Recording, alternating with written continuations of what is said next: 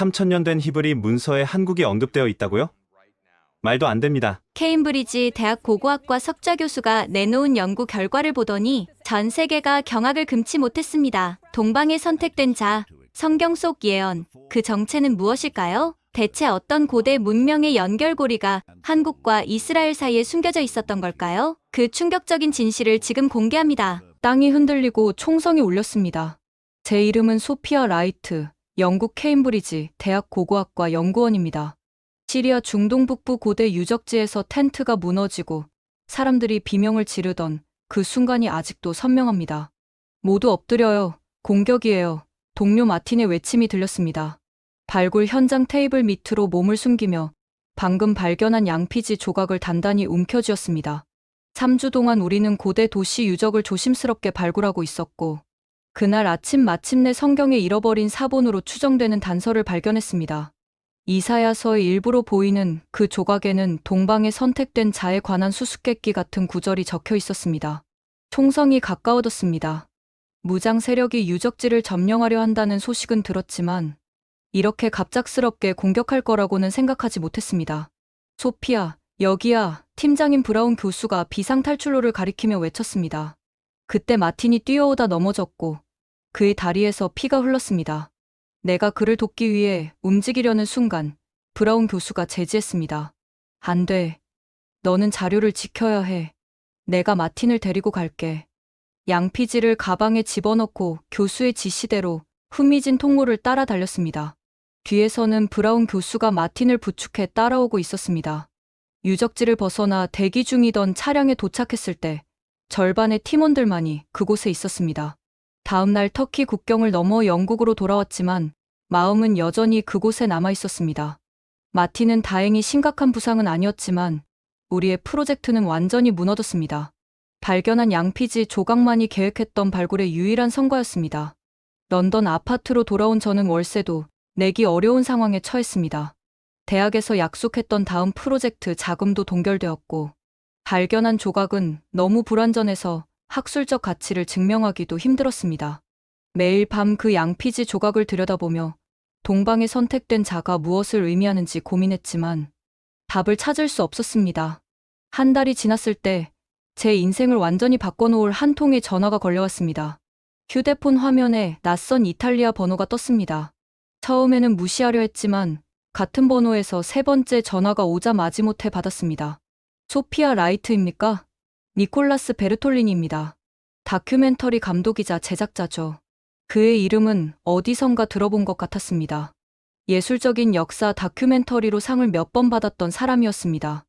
무슨 일로 연락하셨나요? 냉담하게 물었습니다. 시리아 발굴 중단 소식 들었습니다. 정말 유감이에요. 하지만 당신에게 흥미로운 프로젝트를 제안하고 싶군요. 한숨을 내쉬었습니다. 또 다른 역사 왜곡 방송일까요? 고고학자로서 저는 증거에 기반한 사실만을 다루는 학자였고, 과장된 이론이나 신비주의적 해석을 혐오했습니다. 어떤 프로젝트인지 말씀해보세요. 거절할 준비를 하며 대답했습니다. 성경에 언급된 동방에 선택된 자가 현대, 한국을 가리킨다는 증거를 발견했습니다. 갑자기 방금 발견한 양피지 조각이 떠올랐습니다. 동방에 선택된 자. 정확히 같은 표현이었습니다. 무슨 말씀이신지. 목소리가 떨렸습니다. 고대 히브리 문헌에서 동방의 한 나라를 지목하는 구절들이 있어요. 지리적 위치, 역사적 사건, 문화적 특성까지. 모든 증거가 한국을 가리킵니다. 당신 같은 과학적 접근을 하는 고고학자가 필요해요. 실소가 나왔습니다. 한국이요? 동아시아의 그 한국이 성경과 무슨 관련이 있다는 거죠? 그래서 당신이 필요한 겁니다. 소피아 박사. 당신의 회의적인 시각으로 우리 연구를 검증해 주세요. 증거들은 놀랍도록 일관됩니다. 고대 고인돌의 유사성, 언어적 연결고리, 1948년 두 나라의 동시 독립. 우연으로만 설명하기엔 너무 많은 일치점들이 있어요. 침묵했습니다.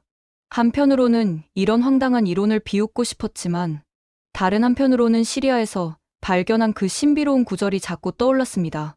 또한 현실적으로 제 통장 잔고는 바닥을 향해 가고 있었습니다. 누가 참여하나요? 진짜 학자들인가요? 아니면 음모론자들인가요? 니콜라스가 웃었습니다. 테라비브 대학의 아브라함 코엔 교수, 시드니 대학의 레이첼 허친스 고고학자, 스탠포드 출신 언어학자 다니엘 김. 모두 해당 분야의 전문가들입니다. 놀랍게도 이름들이 익숙했습니다. 학술지에서 본 이름들이었고, 특히 코엔 교수는 고대 히브리 문헌학의 권위자였습니다. 자료를 보내주세요. 마침내 말했습니다. 검토해보고 결정하겠습니다. 완벽합니다. 내일 모든 자료를 보내드리겠습니다. 소피아, 이건 당신의 경력을 바꿀 기회가 될 수 있어요. 전화를 끊고 창밖을 바라보았습니다. 비가 내리는 런던의 회색 하늘이 제 마음처럼 무거워 보였습니다. 정말 이런 프로젝트에 참여해도 되는 걸까요? 학계에서의 평판은 어떻게 될까요? 하지만 시리아에서 발견한 그 구절, 우연의 일치일까요? 아니면 더 깊은 의미가 있는 걸까요? 다음 날 아침, 두꺼운 파일 상자가 제 문 앞에 도착했습니다. 그리고 그 내용은 제가 상상했던 것보다 훨씬 더 충격적이었습니다. 말도 안 돼. 탁자 위에 펼쳐진 문서들을 보며 중얼거렸습니다. 몇 시간 동안 니콜라스가 보낸 자료를 검토하고 있었습니다. 처음에는 그냥 웃어넘길 생각이었습니다. 또 다른 가짜 역사책, 또 다른 과장된 해석일 뿐이라고. 하지만 페이지를 넘길수록 웃음이 사라졌습니다. 첫 번째 문서는 예루살렘에서 동쪽으로 일직선을 그었을 때 정확히 한국 중부를 가리키는 지도였습니다. 우연일 수 있습니다. 하지만 두 번째 문서에는 고대 히브리어 원문에서 동방에 선택된 자라는 구절이 단수형으로 쓰여 있음을 분석한 언어학적 증거가 있었습니다. 여러 나라가 아닌 하나의 특정 국가를 지칭한다는 것이었습니다. 이건 그냥 해석일 뿐이야. 스스로에게 중얼거렸습니다. 세 번째 문서에서 숨이 막혔습니다. 한국의 고인돌 사진들이었는데 그 구조와 배치가 중동의 것과 놀라울 정도로 유사했습니다. 10년 전 요르단에서 연구했던 고인돌의 형태와 거의 동일했습니다. 네 번째 문서는 더 충격적이었습니다. 고대 히브리어 콜에 선택된 자와 한국의 옛 이름, 고려의 음성학적 유사성을 분석한 연구였습니다. 단순한 우연으로 치부하기에는 너무 정교했습니다. 다섯 번째 문서에서는 이스라엘과 한국 모두 1948년에 현대 국가로 재탄생했다는 역사적 일치점을 지적했습니다. 두 나라 모두 오랜 외세 지배와 고난을 겪은 후 같은 해에 독립했다는 사실이 강조되어 있었습니다. 이건 말을 잇지 못했습니다. 시리아에서 가져온 양피지 조각을 다시 꺼내 살펴보았습니다. 불완전한 구절이었지만 확실히 동방과 선택된이라는 단어가 보였습니다. 이 조각이 니콜라스의 연구와 어떻게 연결될까요? 밤새 자료를 검토했습니다. 제 과학적 직관은 계속해서 경고음을 울렸지만 학자로서의 호기심은 이 수수께끼를 더 파고들고 싶어 했습니다. 다음 날 아침, 니콜라스에게 전화를 걸었습니다. 팀에 합류하겠습니다. 목소리를 단단히 하며 말했습니다. 하지만 조건이 있어요. 저는 오직 과학적 증거만 따를 것이고 근거 없는 주장에는 반대할 겁니다. 완벽합니다, 소피아. 바로 그런 태도가 우리 팀에 필요한 거예요. 이번 주 금요일 첫 회의에서 뵙겠습니다. 전화를 끊고 창밖을 바라보았습니다. 과연 이 결정이 옳은 걸까요? 학문적 평판을 걸고 이런 파격적인 이론에 발을 들여놓는 것이. 런던 교회의 한 컨퍼런스 센터에 도착했습니다. 니콜라스가 문 앞에서 활짝 웃으며 저를 맞이했습니다. 소피아, 드디어 만나게 되어 기쁩니다. 들어오세요. 모두 기다리고 있어요.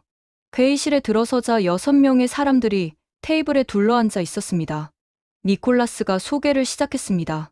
여러분, 소피아 라이트 박사입니다. 케임브리지 대학 고고학 연구원으로 중동 고대 문명 전문가죠. 먼저 텔아비브 대학에서 온 아브라함 코엔 교수를 만났습니다. 키끗한 수염과 친절한 미소를 가진 60대 남성이었습니다. 소피아, 당신의 요르단 고인돌 연구 논문을 읽었습니다. 인상적이었어요. 그 다음은 레이첼 허친스였습니다. 호주 출신의 고고학자로 선글라스를 머리에 올린 채 활기찬 미소를 지었습니다. 반갑습니다, 소피아. 당신의 회의적인 시각이 우리 연구의 깊이를 더해줄 거예요. 마이클 우는 지리학 교수로 조용하고 신중한 인상이었습니다. 다니엘 김은 한국계 미국인 언어학자로 젊고 열정적인 모습이었습니다. 마지막으로 최 교수를 소개받았습니다. 그는 서울대학교 역사학 교수로 이 프로젝트의 한국 측 조정자였습니다. 자, 시작해볼까요? 니콜라스가 프로젝터를 켰습니다. 아브라함 교수가 먼저 발표를 시작했습니다. 이사야서 43장의 이 구절을 보세요. 내가 동방에서 한자를 부르며 라고 되어 있습니다. 히브리어 원문에서 한자는 단수형입니다. 여러 나라나 민족이 아닌 특정한 하나의 국가를 지칭하고 있어요. 아브라함은 여러 성경 구절들을 분석하며 고대 히브리 문헌에서 동방을 언급할 때 특별한 방식으로 표현된 구절들을 지적했습니다. 소피아, 시리아에서 발견한 양피지 조각을 가져오셨나요? 놀라서 그를 바라보았습니다. 어떻게 아셨죠? 뉴스를 봤습니다. 그리고 그것이 이사야서의 일부라는 점이 흥미롭군요. 양피지 조각을 꺼내자 아브라함은 조심스럽게 살펴보았습니다. 놀랍군요. 이 조각은 우리가 연구하는 구절의 확장된 부분일 수 있습니다. 동방에 선택된 자가 고난 후에 일어나리라 라고 해석할 수 있겠네요. 다음으로 마이클 우가 세계 지도를 펼쳤습니다. 예루살렘에서 정확히 동쪽으로 선을 그으면 레이저 포인터로 선을 그리며 이라크, 이란, 아프가니스탄을 지나 한국 중부에 도달합니다. 중국은 너무 북쪽에, 일본은 너무 동쪽에 있어요. 그건 그냥 지리적 우연일 수 있어요. 제가 반박했습니다. 물론이죠. 마이클이 고개를 끄덕였습니다. 하나의 증거만으로는 아무것도 증명할 수 없습니다. 하지만 다른 증거들과 함께 패턴을 형성할 때 다니엘 김이 언어적 연결성에 대해 발표했습니다. 고대 히브리어와 한국어 사이의 몇 가지 구조적, 음성적 유사성을 지적했습니다. 코레라는 히브리어는 부름받은 자, 선택된 자를 의미합니다. 한국의 고려 왕조 이름인 고려와 발음이 유사하죠. 영어로 코레의 어원이기도 합니다. 언어는 종종 우연히 비슷한 발음을 가질 수 있어요. 제가 지적했습니다. 맞습니다. 다니엘이 동의했습니다. 하지만 여러 단어들에서 패턴이 발견될 때는 좀 더 심층적인 연구가 필요하죠. 레이첼은 한국과 중동의 고인돌 유적을 비교하는 슬라이드를 보여주었습니다. 전 세계 고인돌의 약 40%가 한국에 있다는 사실 알고 계셨나요? 그리고 그 구조가 중동의 것과 놀랍도록 유사합니다. 제가 슬라이드를 자세히 살펴보았습니다. 정말 유사했습니다. 요르단에서 연구했던 고인돌과 거의 동일한 구조였습니다. 최 교수가 마지막으로 발표했습니다. 이스라엘과 한국 모두 1948년에 현대 국가로 독립했습니다. 두 나라 모두 오랜 외세 지배와 고난을 겪었고 언어와 문화를 지키며 강한 민족 정체성을 유지했죠. 하루 종일 이어진 발표와 토론에도 제 마음은 여전히 회의적이었습니다. 하지만 이런 다양한 분야에서 나타나는 패턴들을 완전히 무시하기도 어려웠습니다. 질문 있습니다. 회의가 끝나갈 무렵 말했습니다. 이 모든 연결고리가 우연이 아니라면 도대체 어떤 의미인가요? 왜 한국이 성경에 언급되어 있을까요? 방 안이 조용해졌습니다. 니콜라스가 미소 지었습니다. 바로 그 질문이 우리가 함께 답을 찾아야 할 것입니다. 소피아. 회의 후 팀원들과 근처 카페에서 저녁을 먹었습니다. 파스타를 포크로 돌리며 생각에 잠겼습니다. 지금까지 본 자료들은 생각보다 훨씬 더 학술적이었습니다. 이들은 제가 예상했던 음모론자들이 아니었습니다. 코엔 교수는 히브리 문헌학계에서 존경받는 인물이었고 다른 팀원들도 모두 자신의 분야에서 인정받는 학자들이었습니다. 아직도 회의적이신 것 같네요. 레이첼이 와인 잔을 들며 말했습니다. 직업병이죠. 미소 지었습니다. 고고학자는 회의적이어야 합니다. 특히 이처럼 파격적인 주장에는요. 물론입니다. 코엔 교수가 고개를 끄덕였습니다. 건전한 회의주의는 학문의 기본이죠. 우리도 처음에는 회의적이었습니다. 그런데 언제 마음이 바뀌었나요? 궁금해졌습니다. 증거가 쌓이면서요. 마이클이 대답했습니다. 한두 가지 일치는 우연일 수 있어요. 세 가지도 운이 좋다면 가능하죠. 하지만 5가지, 10가지, 15가지 패턴이 모두 같은 방향을 가리킬 때는 확률적으로 우연이기 어렵다는 거군요. 제가 말을 마쳤습니다. 정확합니다. 다니엘이 말했습니다. 통계학자들이 계산해 보았어요. 이 모든 일치가 우연일 확률은 실질적으로 0에 가깝습니다. 테이블 주위를 둘러보았습니다. 이들은 진지한 학자들이었습니다. 단순히 선정적인 이론을 주장하는 사람들이 아니라 증거를 따라 이 이상한 패턴을 이해하려는 연구자들이었습니다. 질문이 있습니다. 제가 말했습니다. 하지만 이번에는 부정하기 위한 질문이 아니라 진정으로 이해하고 싶어서였습니다. 왜 이런 연결고리가 지금까지 발견되지 않았을까요? 왜 주류 학계에서 이 주제를 다루지 않나요? 최 교수가 천천히 고개를 끄덕였습니다. 학문 분야 간의 단절 때문입니다. 히브리 문헌 학자들은 동아시아를 연구하지 않고 한국학 전문가들은 성경을 연구하지 않죠. 지리학자들은 언어학을 모르고 역사학자들은 고고학의 세부 사항에 관심이 없습니다. 우리처럼 여러 분야가 협력할 때만 이런 패턴이 보이는 겁니다. 그의 말이 이치에 맞았습니다. 학문의 세분화로 인해 분야를 넘나드는 패턴은 종종 간과됩니다. 그럼 다음 단계는 뭔가요? 제가 물었습니다. 니콜라스가 미소 지었습니다. 더 많은 증거를 수집하고 이론을 검증해야 하죠. 우리는 문서와 기존 연구만으로는 충분하지 않다고 생각합니다. 테이블 주위로 시선이 교환되었습니다. 뭔가 계획이 있는 듯 했습니다. 무슨 말씀이신지 궁금증이 커졌습니다. 다음 날 아침 회의에서 팀원들이 문서와 슬라이드를 검토하고 있을 때 제가 갑자기 자리에서 일어났습니다. 밤새 생각한 결과 한 가지 확신이 들었습니다. 우리는 한국에 가야 합니다. 모두가 놀란 표정으로 저를 바라보았습니다. 고고학자로서 제가 계속했습니다. 문서와 이론만으로는 충분하지 않다고 생각합니다. 우리는 실제 유적지를 방문하고 고인돌을 직접 검사하고 현지 전문가들을 만나봐야 합니다. 학술적 엄격함을 유지하려면 현장 연구가 필수적입니다. 니콜라스의 얼굴에 미소가 퍼졌습니다. 사실 그것이 우리의 계획이었습니다. 소피아가 먼저 제안할 거라고는 생각하지 못했지만요. 정말요? 놀랐습니다. 물론입니다. 최 교수가 말했습니다. 한국에서의 현장 조사는 필수적입니다. 다음 달에 출발할 준비가 되어 있습니다. 모든 비용은 다큐멘터리 제작비에서 지원됩니다. 니콜라스가 덧붙였습니다. 이미 주요 유적지에 대한 방문 허가도 받아두었고요. 회의적이었던 제가 이제 팀의 일원으로서 적극적으로 계획에 참여하고 있다는 사실이 놀라웠습니다. 여전히 모든 주장을 100% 신뢰하지는 않았지만 이 수수께끼를 풀고 싶은 학문적 호기심이 커지고 있었습니다. 그렇다면 우리가 방문할 주요 장소들을 정리해 봅시다. 제가 화이트보드로 걸어가며 말했습니다. 우선 고인돌 유적지들이 필요합니다. 강화도와 고창의 유적을 비교해 볼 필요가 있어요. 경주의 고대 유물들도 중요합니다. 최 교수가 제안했습니다. 신라 시대 유물 중에는 중동과 연관성을 보이는 것들이 있어요. 서울의 국립박물관과 규장각에도 가봐야겠군요. 코엔 교수가 말했습니다. 고대 문서들을 직접 볼 수 있을 거예요. 흥분된 토론이 이어졌습니다. 저는 여전히 회의적인 학자로서의 정체성을 유지하고 있었지만 이제는 이 프로젝트에 온전히 참여하고 있었습니다.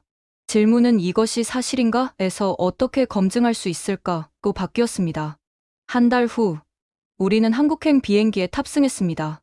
앞으로 어떤 발견이 기다리고 있을지, 제 학문적 세계관은 어떻게 변할지, 그때는 전혀 예상하지 못했습니다. 인천국제공항의 거대한 유리창을 통해 한국의 첫 모습이 펼쳐졌습니다. 비행기가 서서히 하강하면서 바다와 섬들, 그리고 현대적인 도시 경관이 시야에 들어왔습니다. 한국은 처음인가요? 옆자리에 앉은 마이클이 물었습니다. 네, 아시아는 중동만 연구했어요. 대답했습니다. 착륙 후 입국 절차를 마치고 도착장으로 나오자 최 교수가 우리를 기다리고 있었습니다. 그는 일주일 전에 먼저 한국에 와서 모든 준비를 마쳤다고 했습니다. 환영합니다, 여러분. 최 교수가 밝게 웃으며 인사했습니다. 서울까지는 약 1시간 정도 걸립니다. 오늘은 호텔에서 쉬고 내일부터 본격적인 조사를 시작하죠. 공항에서 서울로 향하는 고속도로를 달리는 동안 창밖의 풍경이 계속 변화했습니다. 현대적인 고층 빌딩들과 전통적인 기와지붕의 건물들이 공존하는 모습이 인상적이었습니다. 저기 보이는 산들은 북한산입니다. 최 교수가 설명했습니다. 서울은 산으로 둘러싸인 분지에 위치해 있어요. 예루살렘과 지형적으로 몇 가지 유사점이 있죠. 호텔에 도착해 짐을 풀고 저녁 식사를 위해 로비에 모였습니다. 최 교수는 우리를 전통 한식당으로 안내했습니다. 한국 음식은 처음이죠? 최 교수가 물었습니다. 네, 기대가 됩니다. 미소 지었습니다. 테이블이 다양한 반찬들로 가득 채워졌습니다. 김치, 나물, 생선 요리와 함께 불고기와 비빔밥이 나왔습니다. 이건 3,000년 이상 이어져 온 식문화입니다. 최 교수가 설명했습니다. 특히 발효 음식은 고대부터 한국인의 식탁에 있었죠. 음식을 맛보며 대화를 나누었습니다. 니콜라스는 촬영 계획에 대해 이야기했고, 코엔 교수는 내일 방문할 박물관에 대한 질문을 했습니다. 식사를 마치고 호텔로 돌아오는 길에 한강 위로 펼쳐진 도시의 불빛을 보았습니다. 현대적인 도시의 모습 뒤에 수천 년의 역사가 숨쉬고 있다는 최 교수의 말이 생각났습니다. 호텔 방에 들어와 창가에 서서 서울의 밤 풍경을 바라보았습니다. 이곳에서 정말 중동과의 연결점을 찾을 수 있을까요? 저는 여전히 회의적이었지만 내일부터 시작될 조사에 대한 기대감으로 가슴이 뛰었습니다. 침대에 누워 노트북을 열고 내일 방문할 장소들에 대한 정보를 다시 한번 검토했습니다. 첫 번째 목적지는 강화도의 고인돌 유적지였습니다. 제가 요르단에서 연구했던 고인돌과 비교할 좋은 기회가 될 것입니다. 증거를 따라가자 스스로에게 속삭였습니다. 어디로 이어지든 진실만을 추구하겠다. 잠들기 전 시리아에서 가져온 양피지 조각을 다시 한번 살펴보았습니다. 동방에 선택된 자. 그 수수께끼의 답이 정말 이곳에 있을까요?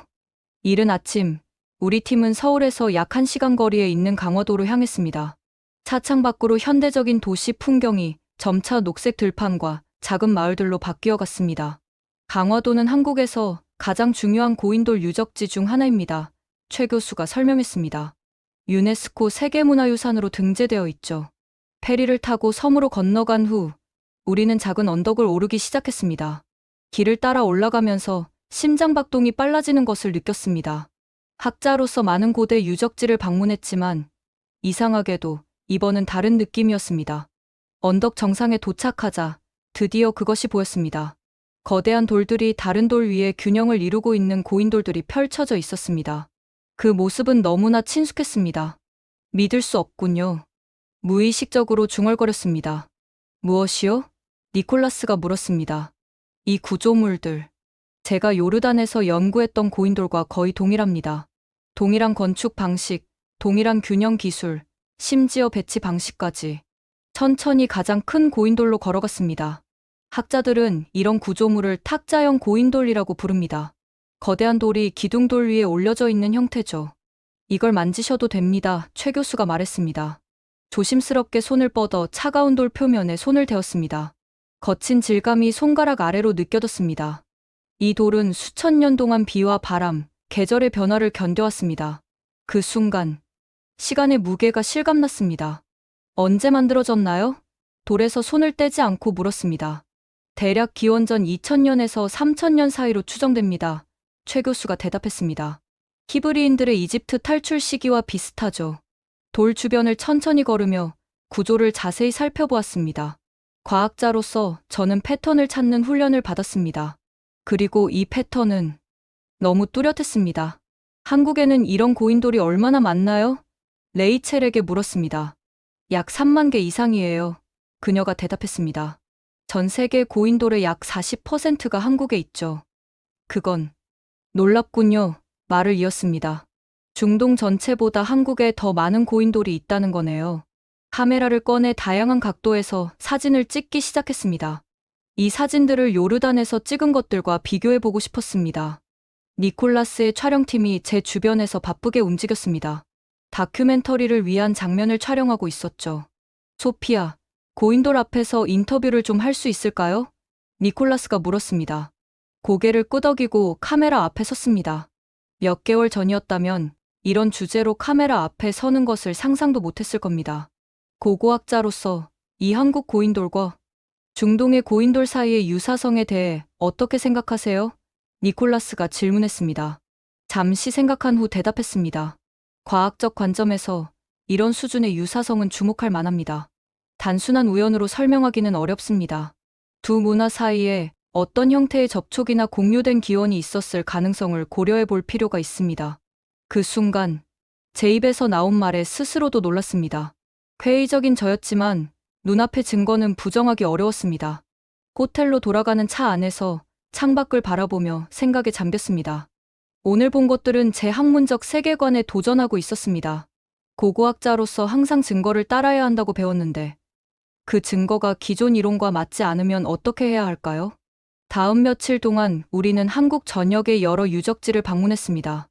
고창의 고인돌 유적지, 경주의 고대 유물들, 서울의 국립박물관까지 각 장소마다 중동과의 연결고리를 암시하는 증거들이 더 많이 쌓여갔습니다. 국립중앙박물관에서는 고대 도자기와 장신구들이 페르시아와 중동의 영향을 보여주는 디자인 요소를 가지고 있었습니다. 경주에서는 신라시대 유물 중 실크로드를 통해 전해진 것으로 추정되는 유리 구슬과 장신구들을 발견했습니다. 이것 보세요.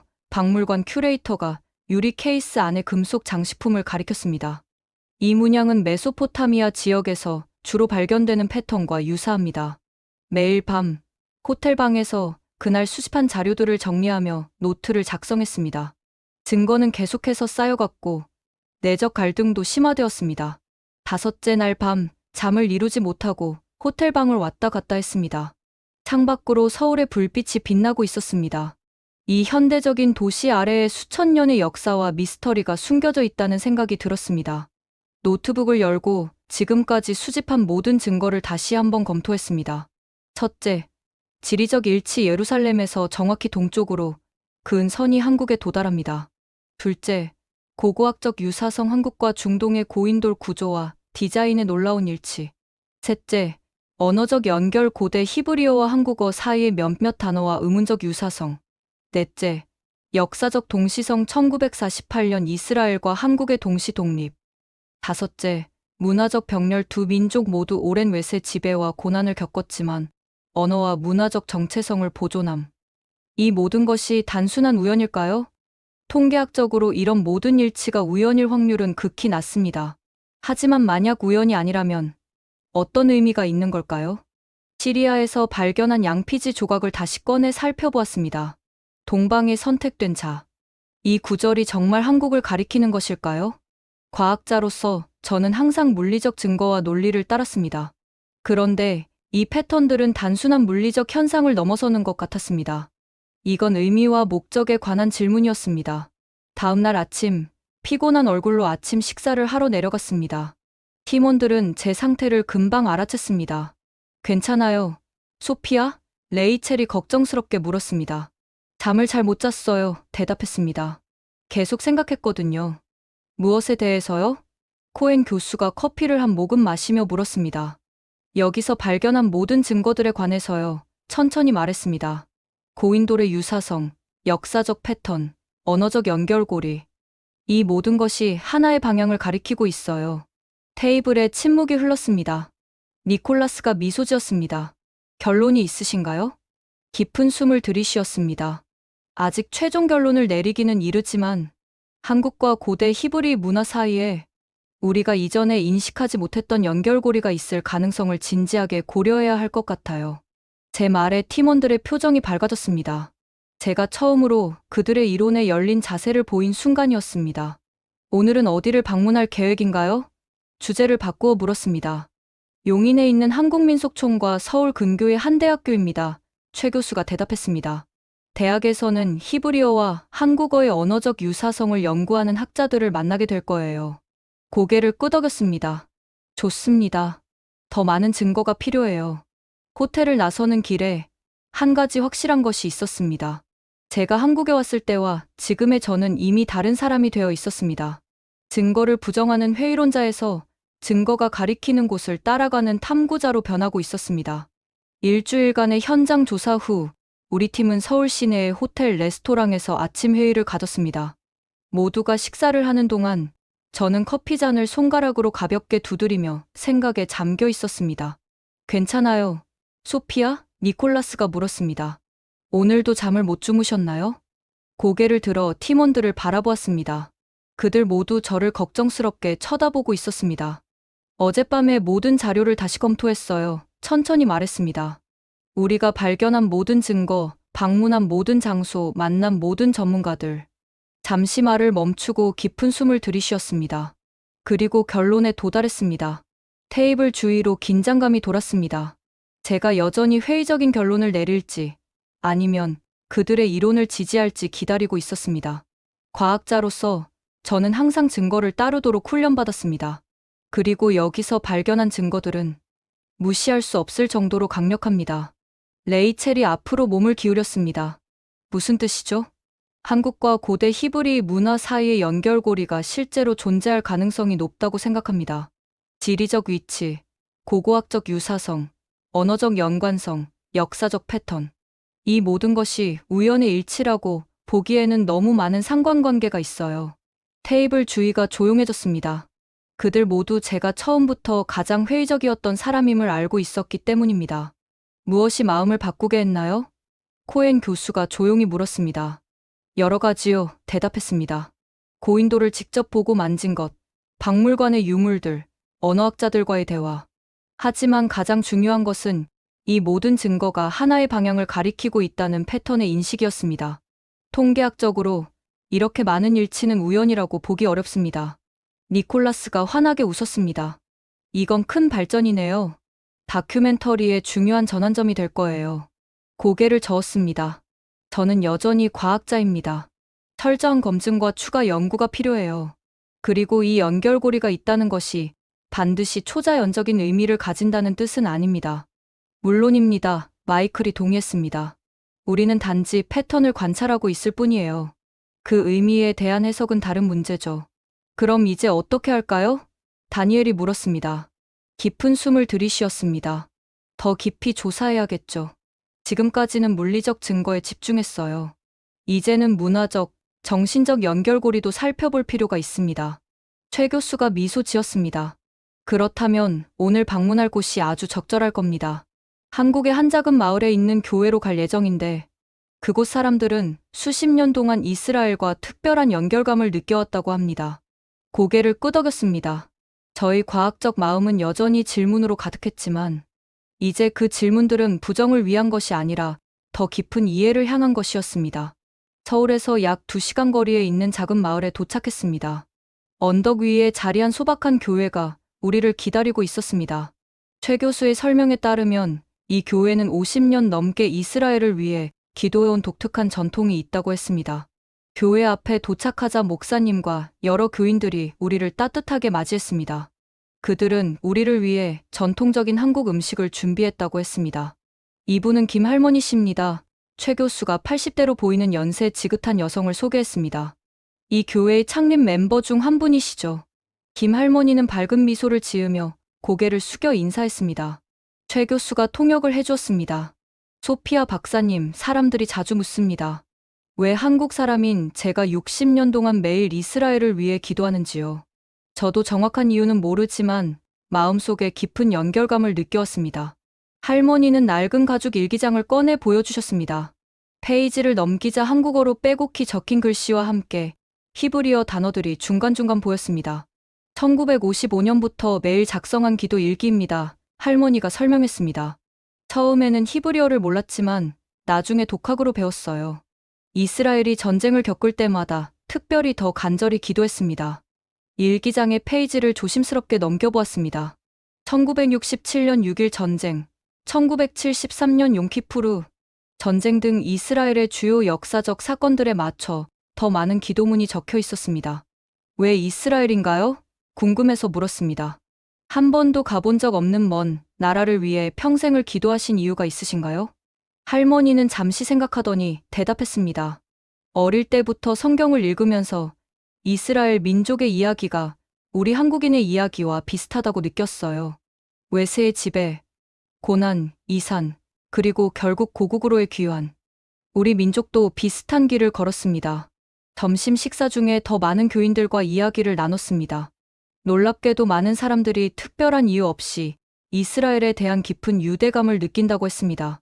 어떤 이는 히브리어를 독학으로 배웠고 또 다른 이는 이스라엘 국가 수립일에 특별 기도회를 갖는다고 했습니다. 식사 후 할머니는 저를 교회 뒤편 작은 방으로 안내했습니다. 그곳에는 수십 년간 모은 이스라엘 관련 물품들이 전시되어 있었습니다.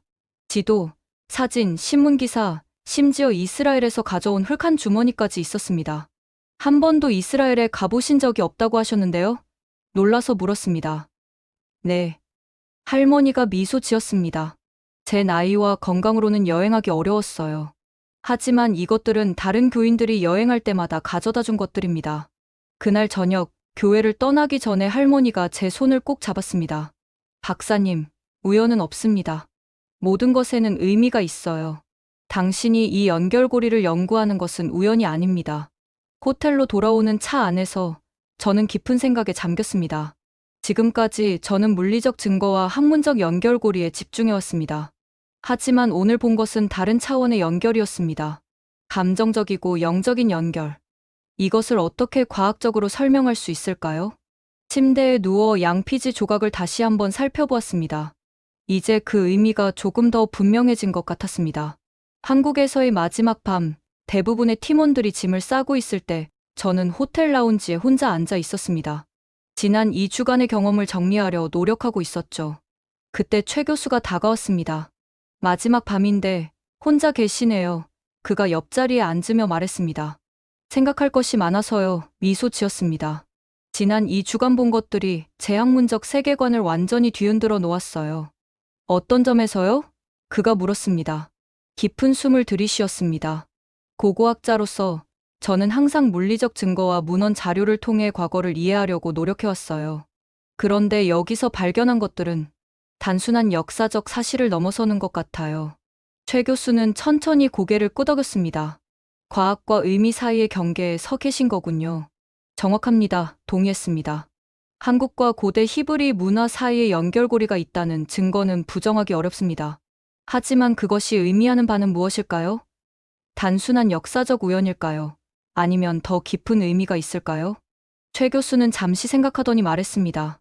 과학은 어떻게라는 질문에 답할 수 있지만 왜라는 질문에는 항상 한계가 있습니다. 패턴을 발견하는 것은 과학의 영역이지만 그 패턴의 의미를 해석하는 것은 다른 차원의 문제죠. 그렇다면 교수님은 이 모든 연결고리가 어떤 의미가 있다고 생각하시나요? 궁금했습니다. 그는 창밖으로 서울의 밤 풍경을 바라보며 천천히 대답했습니다. 이스라엘과 한국, 두 나라의 역사를 살펴보면 놀라운 병렬성이 있습니다. 두 민족 모두 강대국 사이에 끼어 수천 년간 침략과 점령을 겪었지만 자신들의 언어와 문화, 정체성을 지켰습니다. 두 나라 모두 1948년에 현대 국가로 재탄생했고 거의 아무것도 없는 상태에서 세계적인 강국으로 성장했죠. 이런 패턴이 단순한 우연일까요? 그의 말이 깊은 생각에 잠기게 했습니다. 하지만 과학자로서 이런 패턴에 어떤 의미를 부여해야 할지 모르겠어요. 털어놓았습니다. 최 교수가 미소 지었습니다. 과학은 패턴을 보여줍니다. 하지만 의미는 더 깊은 곳에서 옵니다. 소피아 박사님, 고대 문명을 연구하면서 패턴 너머의 의미를 생각해 본 적 없으신가요? 물론 있습니다. 인정했습니다.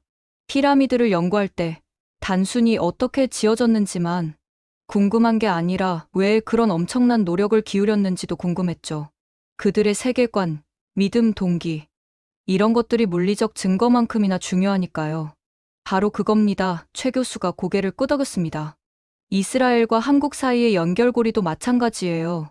과학적 증거는 시작점일 뿐입니다. 그 너머에는 더 깊은 이야기가 있을지도 모르죠. 그럼 교수님은 개인적으로 어떻게 해석하시나요? 직접적으로 물었습니다. 그는 잠시 침묵했다가 조용히 대답했습니다. 전 개인적으로 이것이 우연이 아닌 목적이 있다고 봅니다. 두 민족이 비슷한 역사적 경로를 걸었고 비슷한 시기에 독립했으며 비슷한 방식으로 번영했다는 사실은 더 큰 이야기의 일부처럼 느껴집니다. 그의 말이 저를 깊은 생각에 빠지게 했습니다. 과학자로서 저는 항상 관찰 가능한 현실에 집중해왔습니다. 하지만 이 프로젝트는 저에게 다른 차원의 질문을 던지고 있었습니다. 이 여정을 시작했을 때 저는 이론을 반박하려는 의도가 있었어요. 고백했습니다. 하지만 지금은 이 수수께끼의 진실을 찾아가는 과정의 일부가 된 것 같습니다.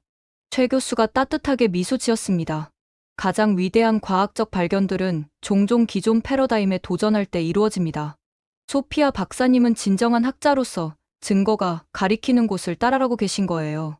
그날 밤, 방으로 돌아와 창가에 서서 서울의 밤 풍경을 바라보았습니다. 제 학문적 여정이 새로운 방향으로 전환되고 있다는 것을 분명히 느꼈습니다.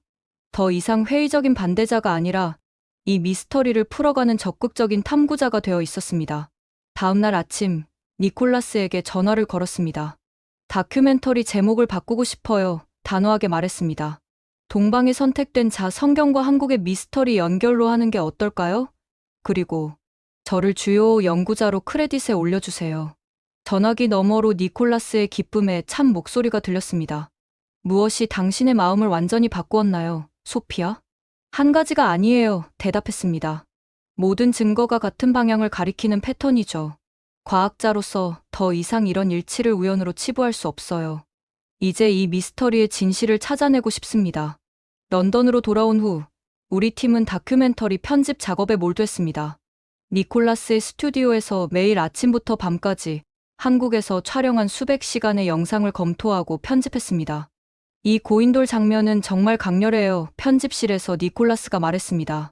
당신이 돌을 만지는 순간 얼굴에 드러난 놀라움이 카메라에 완벽하게 담겼어요. 화면을 보니 정말 그랬습니다. 제가 강화도 고인돌에 손을 대는 순간 눈에 담긴 깨달음의 표정이 분명히 보였습니다. 그것은 연출된 것이 아닌 진정한 학문적 경이로움의 순간이었습니다. 이 장면 다음에 요르단 고인돌 사진들을 교차 편집하면 어떨까요? 제안했습니다. 시청자들이 유사성을 직접 비교할 수 있을 거예요. 니콜라스가 고개를 끄덕였습니다. 좋은 생각이에요. 시각적 증거가 가장 강력하니까요. 다큐멘터리 구성에 제 학문적 관점이 크게 반영되었습니다. 처음에는 회의적이었던 제가 증거를 따라 관점이 변화하는 과정을 내러티브의 중심축으로 삼았습니다. 이는 시청자들도 같은 지적 여정을 경험할 수 있게 하는 효과적인 방법이었습니다. 소피아, 이 장면에서 카메라를 향해 직접 설명해 주세요. 니콜라스가 요청했습니다. 왜 이 언어적 유사성이 중요한지 학자의 관점에서 말씀해 주세요. 카메라 앞에 서서 말했습니다. 언어학자들은 오랫동안 한국어가 알타이어족이나 우라러족과 관련이 있다고 생각해왔습니다. 하지만 최근 연구는 한국어가 언어적 고리버일 가능성을 제시합니다. 히브리어의 특정 의문 패턴과 한국어 고대 방언 사이의 유사성은 우연의 일치를 넘어서는 것처럼 보입니다. 편집 과정에서 가장 중요시한 것은 학문적 정직성이었습니다. 확실한 증거가 있는 부분과 아직 가설 단계인 부분을 명확히 구분했습니다. 지나친 추측이나 과장된 주장은 철저히 배제했습니다. 이 부분은 조금 더 조심스럽게 표현해야 할 것 같아요. 역사적 연대기를 다루는 장면을 보며 지적했습니다. 1948년 독립의 일치는 사실이지만 이것이 필연적으로 특별한 의미를 가진다고 단정하기는 어렵습니다. 가능성으로 제시하는 것이 좋겠어요. 니콜라스는 제 제안을 존중했습니다. 그는 이제 제가 이 프로젝트의 주요 학문적 목소리라는 것을 인정했습니다. 6주간의 편집 작업 끝에 다큐멘터리의 첫 번째 완성본이 나왔습니다. 제목은 동방에 선택된 자, 성경과 한국의 미스터리 연결이었습니다. 이 시간 분량의 이 작품은 고고학, 역사학, 언어학, 문화인류학을 아우르며 한국과 고대 히브리, 문화 사이의 놀라운 연결고리를 탐구했습니다. 첫 시사회는 소규모로 진행되었습니다. 팀원들과 몇몇 학계 인사들이 참석했습니다. 그 중에는 제 오랜 스승이자 케임브리지 고고학과 학장인 윌슨 교수도 있었습니다. 다큐멘터리가 끝나고 불이 켜졌을 때 방안은 잠시 정적에 휩싸였습니다. 그때 윌슨 교수가 일어섰습니다. 솔직히 말하겠습니다. 그가 천천히 말을 시작했습니다. 이런 주제의 다큐멘터리를 보러 왔을 때 저는 사이비 과학을 기대했습니다. 제 심장이 잠시 멈춘 것 같았습니다. 하지만 제가 본 것은 철저한 학문적 탐구였습니다. 그가 계속했습니다. 증거는 명확하게 제시되었고 가설과 사실이 적절히 구분되었으며 다양한 해석의 가능성이 공정하게 다루어졌습니다. 소피아, 당신은 진정한 학자로서의 정직성을 보여주었습니다. 그의 말에 안도감과 자부심이 밀려왔습니다. 제 학문적 정체성을 잃지 않으면서도 새로운 가능성을 탐구할 수 있다는 증거였습니다. 이 연구는 앞으로 더 깊이 탐구할 가치가 있습니다. 윌슨 교수가 덧붙였습니다. 대학에서 이 주제에 관한 특별 강연을 해주시겠어요? 고개를 끄덕였습니다. 새로운 학문적 여정이 시작되고 있었습니다. 다큐멘터리 공식 시사회는 런던 웨스트엔드의 유명한 극장에서 열렸습니다. 학자들, 언론인들, 그리고 이 주제에 관심 있는 일반 대중으로 극장이 가득 찼습니다. 레드카펫에 서서 카메라 플래시가 터지는 가운데 문득 제 여정이 얼마나 극적으로 바뀌었는지 실감했습니다. 몇 개월 전만 해도 저는 이런 황당한 이론을 비웃던 회의적인 학자였습니다. 그런데 지금은 그 이론을 지지하는 다큐멘터리의 주요 연구자로 서 있었습니다. 상영이 끝난 후 청중의 반응은 열광적이었습니다. 질의응답 시간에 많은 질문이 쏟아졌습니다. 라이트 박사님, 개인적으로 한국이 성경에 언급된 동방에 선택된 자라고 확신하시나요? 한 기자가 물었습니다. 마이크를 잡고 신중하게 대답했습니다. 과학자로서 저는 확신이라는 단어를 조심스럽게 사용합니다. 우리가 발견한 것은 한국과 고대 히브리 문화 사이의 놀라운 연결 패턴입니다. 이 패턴들이 단순한 우연일 가능성은 통계적으로 매우 낮습니다. 하지만 이것이 정확히 어떤 의미인지는 더 많은 연구가 필요한 열린 질문입니다. 그럼 앞으로의 연구 방향은 어떻게 되나요? 다른 질문이 이어졌습니다. 우리는 고고학적 발굴, 유전자 연구, 추가적인 언어학적 분석 등 여러 방향으로 연구를 확장할 계획입니다. 특히 실크로드를 통한 문화 교류의 증거를 더 찾아보고 싶습니다. 시사회 이후 며칠 동안 다큐멘터리는 여러 신문과 학술지에서 다루어졌습니다.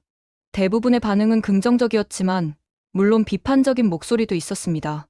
이건 단순한 우연의 일치를 과대 해석한 것에 불과하다라는 비판부터 이 연구는 기존 학문의 경계를 확장하는 혁신적인 시도라는 칭찬까지 다양했습니다. 케임브리지 대학에서의 특별 강연은 학생들과 교수들로 강당을 가득 채웠습니다. 강연 후 윌슨 교수가 다가왔습니다.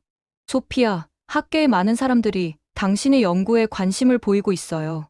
텍사스 대학, 베를린 대학, 심지어 예루살렘 히브리 대학에서도 강연 요청이 왔답니다. 놀라움을 감출 수 없었습니다. 정말인가요? 이렇게 빠르게 반응이 올 줄은 몰랐어요. 당신의 접근 방식이 인상적이었어요. 그가 설명했습니다. 당신은 과장된 주장을 하지 않고 증거를 객관적으로 제시했습니다. 그래서 심지어 회의적인 학자들도 귀 기울이게 된 거죠. 다큐멘터리는 영국의 주요 방송사를 통해 방영되었고, 이후 여러 나라에서도 상영되었습니다. 특히 한국과 이스라엘에서의 반응이 뜨거웠습니다. 한국 방문 이후 3개월 동안 저는 전 세계를 돌며 이 연구에 대해 강연했습니다. 학술 저널에는 저희 팀의 발견을 다루는 논문도 실렸습니다. 제목은 고대 근동과 한반도, 문화적 연결고리의 고고학적 증거였습니다. 비판적인 의견도 있었지만 그것은 학문의 자연스러운 과정이었습니다. 중요한 것은 이제 이 주제가 진지한 학술적 토론의 대상이 되었다는 점이었습니다. 저는 여전히 과학자였고 모든 증거를 비판적으로 검토했습니다. 하지만 이제는 새로운 가능성에 열린 마음을 가진 과학자였습니다. 그리고 이 열린 마음이 저를 더 풍요로운 학문적 여정으로 이끌고 있었습니다. 다큐멘터리 방영 6개월 후, 늦은 저녁 런던 아파트에서 연구 자료를 정리하고 있었습니다. 이제 제 벽에는 세계 각지에서의 강연, 초청장과 함께 한국과 이스라엘을 연결하는 새로운 증거들을 다룬 연구 포스터들이 붙어 있었습니다. 전화벨이 울렸습니다. 니콜라스였습니다. 소피아, 좋은 소식이에요. 방송국에서 후속 다큐멘터리 시리즈 제작을 승인했어요. 고대 문명의 숨겨진 연결고리라는 제목으로 세계 여러 문명 간의 예상치 못한 연결을 탐구하는 내용이 될 겁니다. 흥미로운데요. 대답했습니다. 어떤 문명들을 다룰 계획인가요? 마야 문명과 이집트의 연관성, 폴리네시아와 남미의 접촉 가능성, 그리고 물론 우리가 발견한 한국과 히브리 문화의 연결도 더 깊이 다룰 예정이에요. 잠시 생각한 후 대답했습니다. 연구 자료를 보내주세요. 열린 마음으로 검토해 보겠습니다. 하지만 여전히 비판적인 시각은 유지할 거예요. 증거가 충분하지 않은 주장은 포함시키지 않을 겁니다. 니콜라스가 웃었습니다. 물론이죠. 당신의 그 학문적 엄격함이 바로 우리가 당신을 필요로 하는 이유입니다. 전화를 끊고 창가로 걸어갔습니다. 런던의 밤하늘에는 별이 드문드문 보였습니다. 얼마나 많은 것이 아직 발견되지 않았을까요? 얼마나 많은 연결고리가 우리의 좁은 학문적 경계 때문에 간과되고 있을까요? 제 책상 위에는 시리아에서 가져온 양피지 조각이 특별 제작된 유리 케이스 안에 보관되어 있었습니다. 이제 그 구절의 의미가 더 분명해진 것 같았습니다. 동방의 선택된 자. 한국을 가리키는 것일까요? 아직 완전히 확신할 수는 없지만 그 가능성은 이제 제 학문적 세계관의 일부가 되었습니다. 책상에 앉아 새 연구 제안서를 작성하기 시작했습니다. 제목은 문명 간 교차점 고대 문화 교류의 새로운 증거였습니다. 케임브리지 대학이 이 연구를 지원하기로 이미 관심을 보였습니다. 몇 개월 전만 해도 저는 고고하게 좁은 영역에서만 질문을 던졌습니다. 지금은 더 넓은 지평을 바라보고 있었습니다. 역사는 책에 기록된 것보다 훨씬 더 복잡하고 서로 연결되어 있다는 것을 깨달았습니다. 증거를 따라가는 여정은 저를 예상치 못한 곳으로 이끌었습니다. 하지만 그것이 바로 진정한 학문의 본질이 아닐까요? 기존의 생각에 도전하고 새로운 가능성에 열린 마음을 갖는 것, 의문을 품는 것을 두려워하지 않는 것. 제 학문적 여정은 새로운 장을 열고 있었습니다. 그리고 저는 그 여정의 한 걸음 한 걸음을 기대하고 있었습니다. 성경의 마지막 암호, 동방에 선택된 자에 대한 미스터리는 계속됩니다. 하지만 이제 우리는 그 수수께끼를 푸는데 한 걸음 더 가까워졌습니다. 진실은 항상 우리가 생각했던 것보다 더 경이롭고 복잡합니다. 여러분은 어떻게 생각하시나요? 이 모든 연결고리가 단순한 우연일까요? 아니면 더 깊은 의미가 있을까요? 함께 생각해 볼 가치가 있는 질문이 아닐까요? 여러분의 세계관을 흔들었던 이 여정, 어떠셨나요? 증거가 우리의 믿음과 충돌할 때, 진실을 향한 용기는 우리를 어디로 이끌까요? 이런 이야기가 더 듣고 싶으시다면 구독과 좋아요 부탁드립니다. 주변에 호기심 많은 분들에게 공유해 주시면 더 깊은 이야기로 찾아뵙겠습니다. 여러분의 미스터리는 무엇인가요? 지금까지 원더풀 해외 사연이었습니다. 감사합니다.